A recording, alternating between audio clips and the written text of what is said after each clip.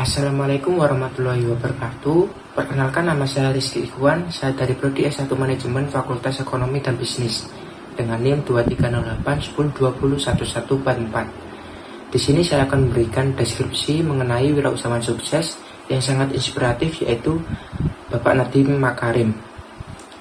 Sosok Bapak Nadiem Makarim ini merupakan seorang wirausahawan sukses yang saat ini beliau menjabat sebagai Menteri Pendidikan. Beliau merupakan sosok yang sangat inspiratif dalam perjalanan karirnya.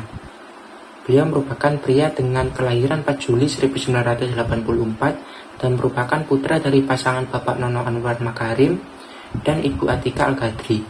Ayahnya merupakan seorang aktivis dan pengacara terkemuka, sedangkan ibunya merupakan seorang penulis. Beliau sebelumnya memulai pendidikannya, mulai dari pendidikan dasar hingga SMA, sering berpindah-pindah dari Jakarta ke Singapura, dan sampai pada akhirnya tahun 2002 beliau mengambil jurusan hubungan internasional di Universitas Brown, Amerika Serikat. Beliau sempat mengikuti pertukaran pelajar di London School of Economics. Kemudian setelah memperoleh gelar sarjana pada tahun 2006, 3 tahun kemudian beliau mengambil pasca sarjana dan meraih gelar Master of Business Administration di Harvard Business School. Pada tahun 2006, setelah mendapat gelar sarjana, beliau memulai karirnya sebagai seorang konsultan manajemen di McKinsey & Company selama 3 tahun.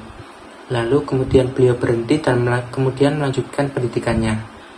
Setelah mendapatkan gelar MBA, ia langsung terjun di perusahaan Zalora Indonesia yang merupakan perusahaan yang berfokus pada penjualan produk-produk fashion.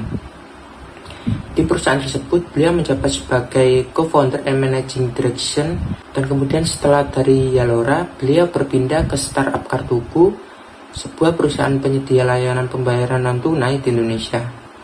Di Kartuku, beliau menjabat sebagai CIO atau Chief Innovation Officer, lalu kemudian beliau keluar dan beliau mendirikan perusahaan yang bernama Gojek. Nadiem memposisikan PT Gojek Indonesia ini sebagai penyedia jasa transportasi ojek di Indonesia yang kemudian berkembang pesat setelah meluncurkan aplikasi di ponsel pada awal tahun 2015. Ide awal mula Gojek ini muncul karena Nadiem merupakan seorang yang cukup setia menggunakan jasa ojek. Beliau melihat permasalahan utama tukang ojek adalah waktu tidak produktif yang besar seperti mangkal dan menunggu penumpang. Saat di pangkalan ojek, pengemudi ojek harus bergiliran dengan pengemudi ojek lainnya. Di sisi lain, para pengguna ojek juga merasa malas untuk berjalan mencari pangkalan ojek.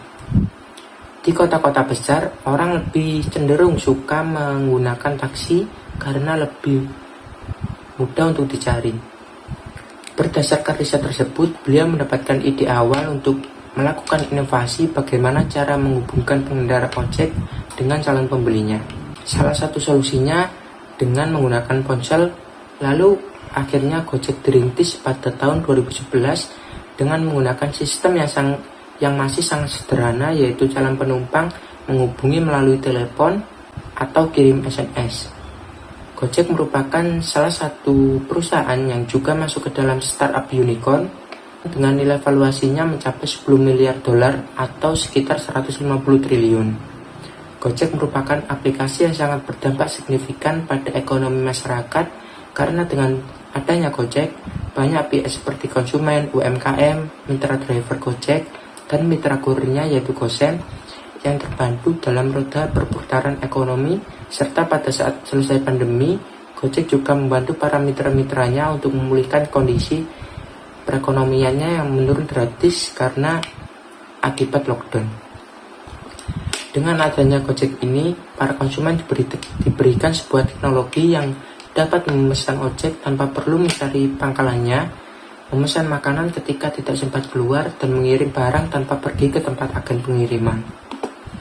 Dan pada sampai akhirnya, beliau ditunjuk sebagai Menteri Kemendikbud oleh Bapak Jokowi pada tahun 2019 karena beliau dapat mengimplementasikan inovasi-inovasi yang ada dan tidak monoton, sehingga itu diharapkan bisa menjadi batu loncatan untuk dunia pendidikan ke depannya.